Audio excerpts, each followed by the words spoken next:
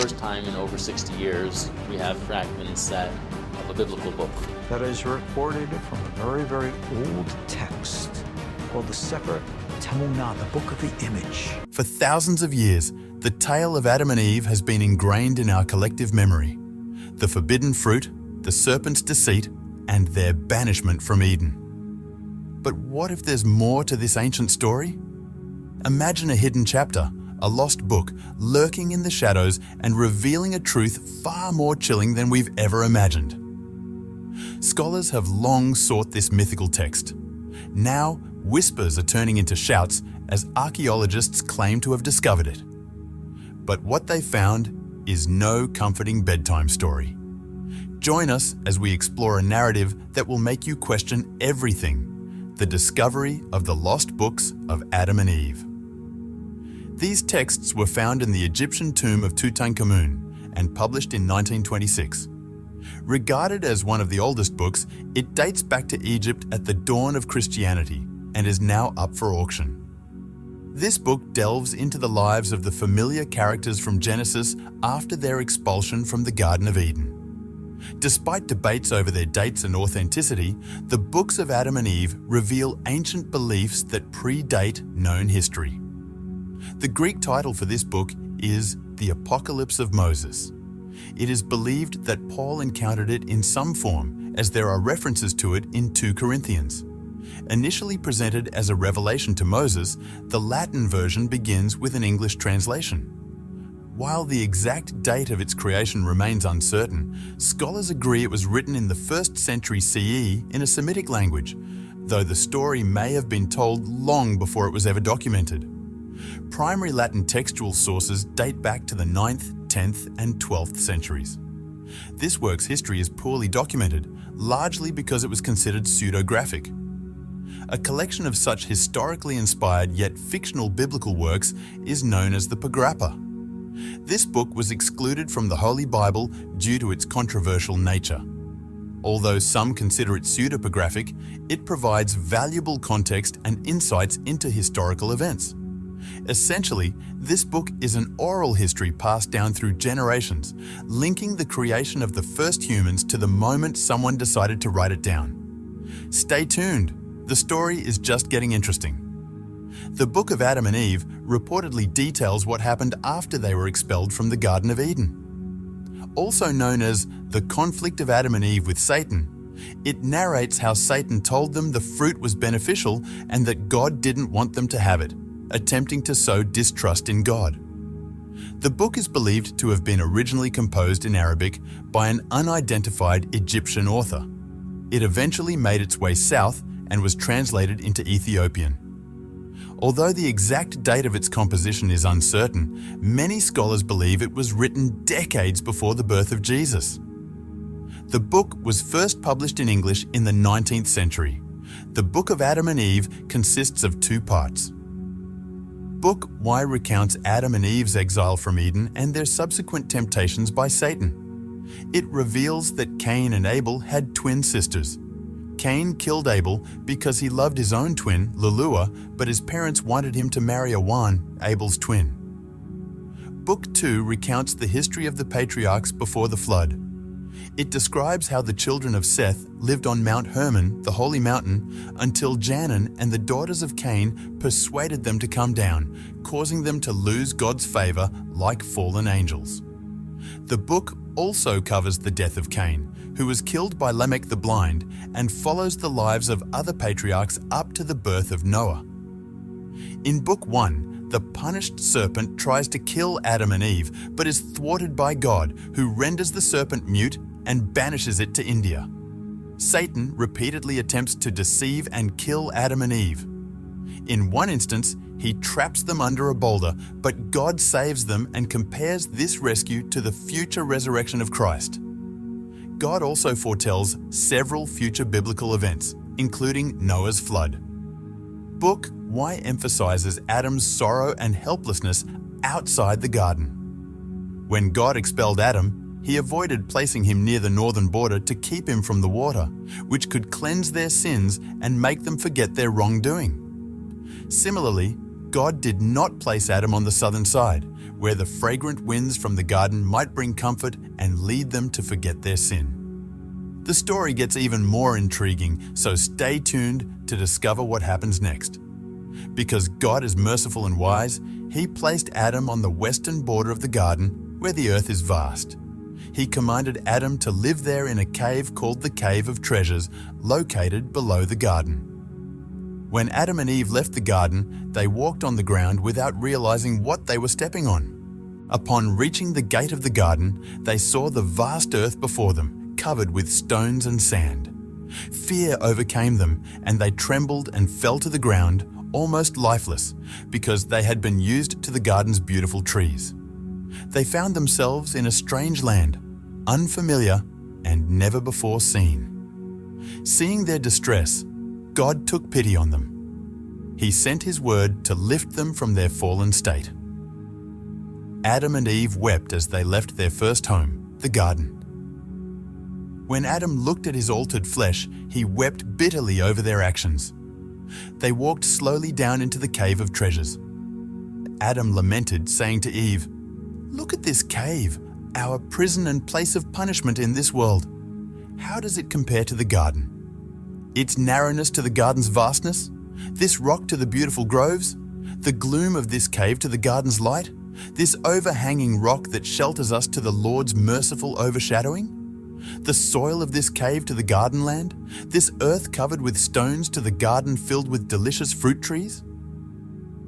Adam was reluctant to enter the cave under the rock, but he obeyed God's command, knowing he would be a transgressor if he didn't. On the morning of the 43rd day, they emerged from the cave, sorrowful and weeping. Their bodies were lean and parched from hunger, thirst, fasting and praying, and from their deep sorrow over their transgression. They climbed the mountain west of the garden, where they stood, prayed, and sought God's forgiveness for their sins. Then something unexpected happened. God saw Adam's weeping and groaning, and His word came to him, saying, "O Adam, when you were in my garden, you knew neither hunger nor thirst, neither weakness nor suffering, neither leanness of flesh nor change, nor did sleep depart from your eyes. But since you transgressed and came into this strange land, all these trials have come upon you." God then commanded the cherub guarding the garden gate with a flaming sword to take some fruit from the fig tree and give it to Adam. The cherub obeyed, and God brought 2 figs on 2 twigs, each with a leaf. The cherub took the figs and threw them to Adam and Eve from a distance, so they would not come too close because their flesh could not withstand the fire. Once, angels trembled before Adam, but now Adam trembled before the angels. Adam approached and took one fig, and Eve took the other. As they held them, they recognized them as from the garden's trees, and they wept bitterly. Meanwhile, Satan and 10 of his followers transformed into maidens for deception. Unlike others, they emerged from the river before Adam and Eve, saying among themselves, "Come, let us look at the faces of Adam and Eve, who are of the humans on earth. How beautiful they are, and how different they look from our faces." The maidens approached Adam and Eve, greeted them, and stood marveling at them. Adam and Eve looked at the maidens and were struck by their beauty, asking, "Is there another world beneath us with such beautiful creatures as these?" The maidens told Adam and Eve that they were abundant creations. When Adam asked how they multiplied, they explained that they had husbands who wed them, and they bore children, who grew up, married, and had children of their own, thus increasing their numbers. The maidens then called out over the river, summoning their husbands and children, who emerged and joined them.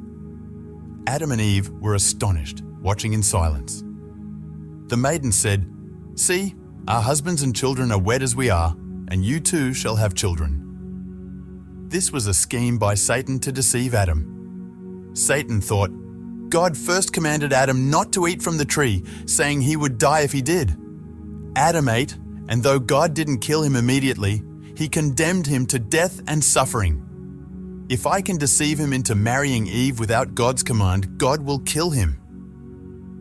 The fire of sin tempted Adam, but he resisted, fearing that following Satan's advice would lead to his death. Adam and Eve then prayed to God while Satan and his followers descended into the river. Adam and Eve returned to the cave of treasures and prayed.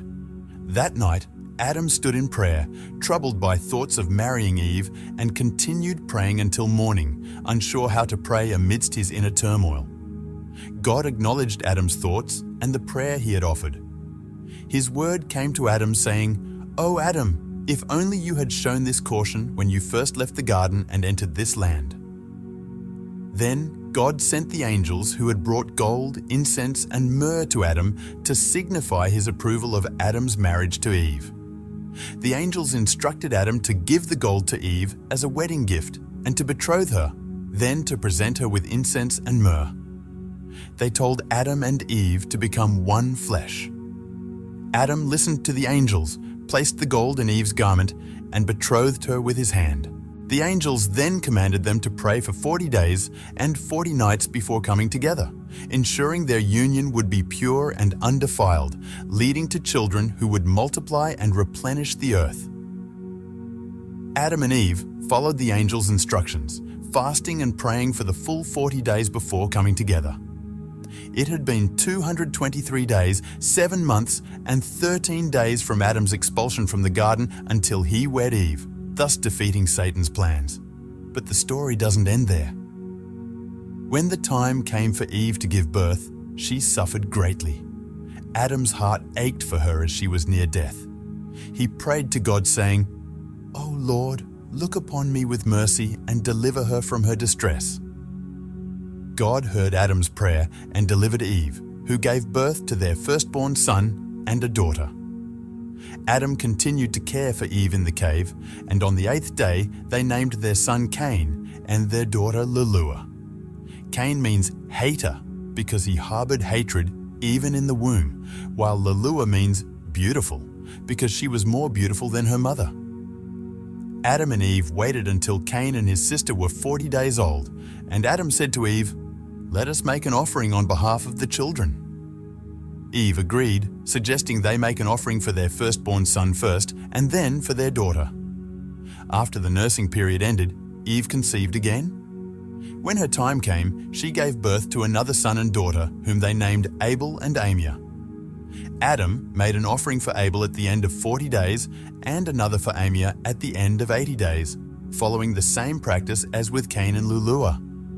As the children grew, Cain became hardened and domineering over his younger brother, while Abel remained meek and obedient to his parents. In Book 2, the sons of God, mentioned in Genesis 6. 2 are identified as the descendants of Seth, while the daughters of men are women descended from Cain. These women, under the influence of Canon, son of Lamech, successfully entice many Sethites to leave their mountain and join the Cainites in the valley below. Canon, credited with inventing musical instruments and weapons of war, leads the Cainites, who are described as exceedingly wicked, prone to murder and incest. Cain, the first murderer, converses with his brother Abel, and one day in the field, Cain rises against Abel and kills him. The offspring of the Sethites and Cainites become the Nephilim, the mighty men of Genesis 6, who are later destroyed in the deluge, as depicted in other ancient texts such as Enoch and Jubilees. The upcoming segment in this video is poised to reshape your understanding of the distinctions between the Book of Genesis and the Book of Adam and Eve.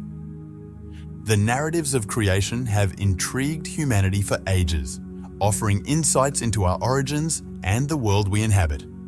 Within the Judeo-Christian heritage, 2 prominent accounts shine: the Book of Genesis and the Book of Adam and Eve. While they both share the fundamental notion of a divine creator and humanity's role in creation, they diverge markedly, presenting contrasting viewpoints on God, humanity, and the nature of good and evil. The Book of Genesis, the initial book of the Hebrew Bible in the Christian Old Testament, is conventionally ascribed to Moses. However, contemporary scholarship suggests a more intricate authorship, likely assembled from diverse oral traditions over an extended period. Genesis holds a central position in Judaism and Christianity, regarded as divinely inspired and fundamental to their beliefs. On the other hand, the Book of Adam and Eve does not feature in the Hebrew Bible or Christian canon. It's deemed an extra-canonical text, excluded from the official collection of scriptures. Various versions of the Book of Adam and Eve exist, originating from different sources and with differing content. Some scholars propose a composition around the 1st century AD, while others argue for an earlier date. Despite its non-canonical status, the Book of Adam and Eve has influenced diverse Christian traditions and interpretations of the creation narrative. The most notable disparity between the two narratives lies in their portrayal of creation. Genesis unfolds with two distinct creation stories in its opening chapters. The first, found in Genesis 1, paints a grand and systematic picture. God commands creation into being, separating light from darkness, land from water, and forming the heavens and earth across 6 days. On the 6th day, both male and female humanity are fashioned in the likeness of God, underscoring humanity's special place in the cosmos. The second account, detailed in Genesis 2, provides a more intricate view of humanity's origins. Here, God molds Adam from the dust of the earth and settles him in the lush Garden of Eden, a verdant paradise teeming with flora and fauna. Eve is then sculpted from Adam's rib, creating a companion and partner for him. This narrative highlights a more intimate and hands-on approach to creation, emphasizing humanity's deep connection to the natural world. Conversely, the Book of Adam and Eve delves deeper into Adam's formation, depicting God breathing life into a shapeless clay figure. It also expands on the creation of Eden, presenting it as an already existing paradise brimming with its inherent wonders. Both accounts underscore humanity's distinctiveness. In Genesis, humanity is crafted in God's image, symbolizing a unique capacity for intellect, morality, and communion with the divine. However, gender-specific roles are not explicitly mentioned. In contrast, the Book of Adam and Eve assigns specific roles to men and women. Adam is portrayed as robust and industrious, entrusted with the care of the garden, while Eve is depicted as more passive, yet inquisitive. This emphasis on differing roles has shaped interpretations of gender dynamics and hierarchies within certain Christian traditions. Yet, both narratives incorporate the notion of the fall, humanity's defiance against God. In Genesis, the serpent entices Eve to eat from the forbidden tree of knowledge of good and evil, leading to Adam's participation and their expulsion from Eden. While Genesis doesn't explicitly label the serpent as Satan, the narrative implies dire consequences. Humanity loses innocence and immortality, burdened with mortality, labor, and hardship.